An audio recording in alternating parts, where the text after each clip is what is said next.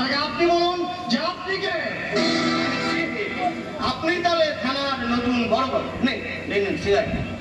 আমি হলাম এলাকার এমএলএ দুর্যোধন। ওই সিগারেটের প্যাকেটে সরান। তার মানে সিট ছেড়ে নেমে আমার সাথে কথা বলুন। আমি এক কথা তোমার বলি না দুর্যোধন বাবু, সিট ছেড়ে নেমে আমার সাথে কথা বলুন।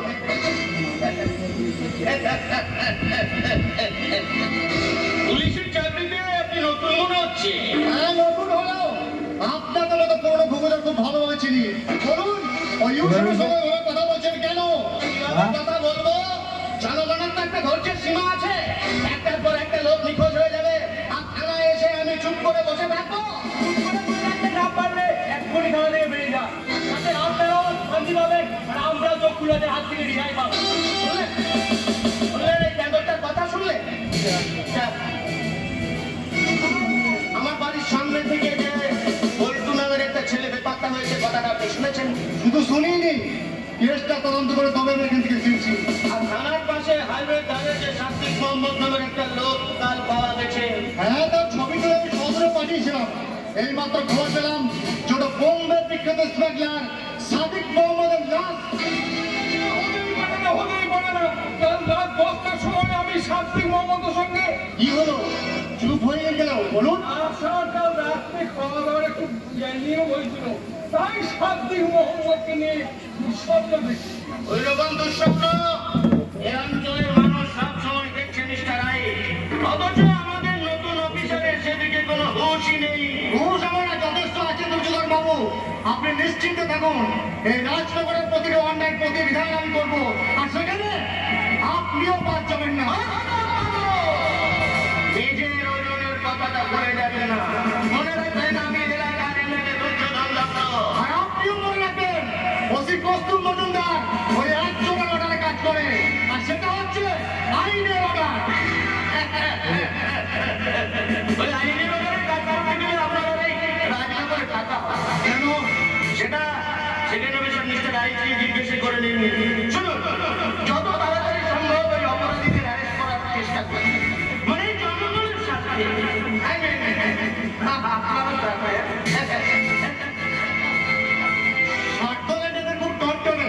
কি বলুন মিস্টার রাইট? আমি আর কি বলবো স্যার, ওরা হচ্ছে নাম্বার 1 এখন ক্রিমিনাল।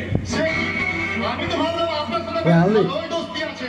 আমার সঙ্গে দোস্তি কি যে বলেন স্যার? আমি বলছি না, বলছি আপনার চোখ মুখ আমাকে নবভারতের দুঃশাসন।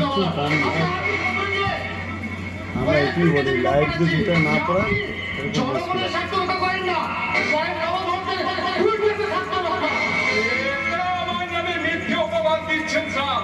জনগণের কথা ভেবে ভেবে তো আমার রাতকে উঠবে তো সান্তা করে দেবে, আপনার কথা মতো কিন্তু এই জন্য তো প্যাশনটা না গার্ড করে তোমার ভেবে আছে। শঙ্করের অ্যারেস্ট হওয়ার কথা শুনে আমি পাগলের মতো ছড়িয়ে এলাম। কোন ফুলপথের পা বাড়িতে শঙ্কর? এই তেঁদুলগুলোকে নিয়ে কি করি বলুন তো স্যার? আপাতত লোকাবেলা করুন, পরে আমরা ওটা জানতে পারবেন। উপরে দেখা ছিল শঙ্করের কথা শুনে আমি অবাক হয়ে যাচ্ছে কত। সেই দিকে মারপিট শুনেছি। আমি বুঝতে পারিনি দোষ ওদিন নয় কাকাবাবু, এই রাজনগরের সব অপকর্মের মূল্যে চলে একটাই মানুষ, যার জন্য তুমি কাঁদছো আমি কাঁদছি।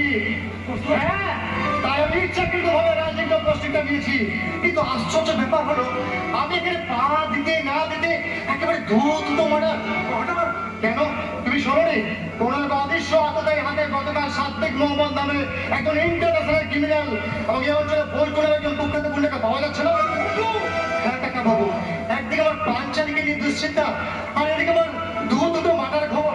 আমি বুঝতে পারছি না যে আমি এখন কি করবো। ও মাই গড, কর্তব্যরত পুলিশ অফিসারই নিজের কর্তব্য যদি নির্ধারণ করতে না পারে, তাহলে আমাদের মতো সাধারণ মানুষরা কি করবে?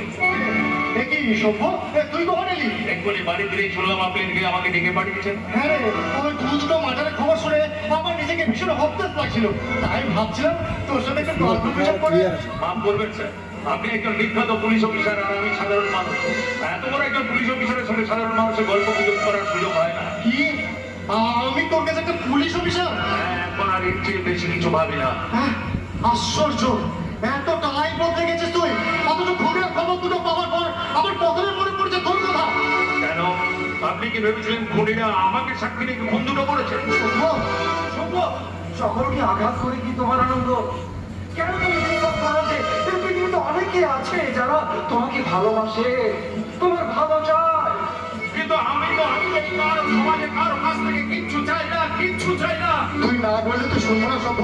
কেন কেন তো সব ব্যাটার ভার একা নিয়ে বইবে? আমি বলতো তোর ওই ব্যাটার ভার কিন্তু আমাকে দিতে হবে।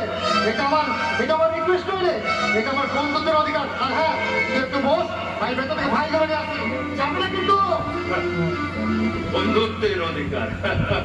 তুমি থানায়? কি হলো? শুনতে পাচ্ছ না তোমাকে বলছি? হ্যাঁ, শুনতে পাচ্ছি, বলো। তুমি কি আমাকে এড়িয়ে যেতে চাইছো? হ্যাঁ, তোমার ভালোর জন্যই চাইছি বন্যা। আমার মনে হয় আমাদের সম্পর্কটা আবার নতুন করে ভাবা উচিত।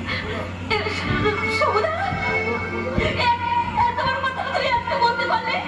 আমরা না দুজনে কত স্বপ্ন দেখেছিলাম। স্বপ্ন? হ্যাঁ, স্বপ্ন। তোমার মনে নেই সমুদা? সব মনে আছে বন্যা, কিন্তু বাস্তবে যা হয় না সেটা নিয়ে স্বপ্ন দেখে কোনো লাভ নেই, বিশ্বাস করো। হ্যাঁ, সমুদার কথা তুমি বলতে পারলে? সেদিনটা বদলে গেছে বন্যা, বিশ্বাস করো। সেদিনের অনেক তফাৎ। সমুদা, সেদিনের একটা বাস্তবে নিষ্ঠুর ফুলের তোমার আর আমার মাঝখানে একটা বিচ্ছেদের ছোট্ট রেখা এঁকে দিয়েছে।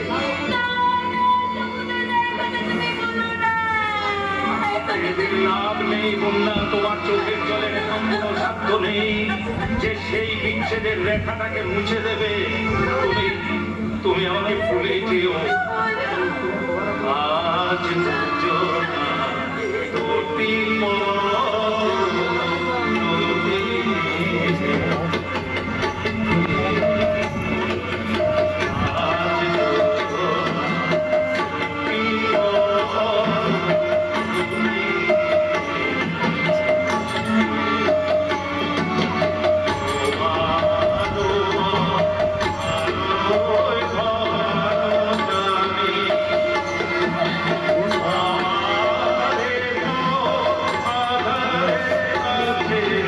তখন দিচ্ছি সবাই নিয়ে যাবে, এখন তো আগে লাগে।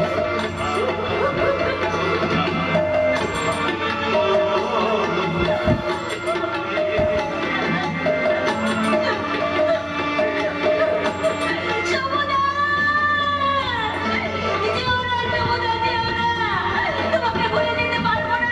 শুধু একটা কথার উত্তর তুমি আমাকে দিয়ে যাও কেন? কেন তুমি আমাকে এড়িয়ে যেতে চাইছো বলো কেন? সভ্য, কি সভ্য কোথায়? চলে গেছে। তোমার চোখে জল? কিছু নয় প্রশ্নটা, কিছু নয়। এই চোখের জলের কোনো দাম নেই, এই চোখের জল মূল্য নেই। বললাম, কি বলছো তুমি? কথাটা আমার নয় প্রশ্নটা, কথাটা আমার নয়, কথাটা যে বলে গেছে তাকে জিজ্ঞাসা করবে, উত্তরটা সেই দিতে পারবে। উত্তরটা সেই দিতে পারবে। মনে যেও না, মনে যেও না। ব্যাপারটা বড় রহস্যজনক লাগছে। বিপদের মুখে মানুষ আপনজন থেকে কাছে পেতে চায়, কিন্তু সভ্য আপনজন থেকে দূরে সরিয়ে দিচ্ছে। কারণটা কি? এই প্রশ্নের উত্তরটা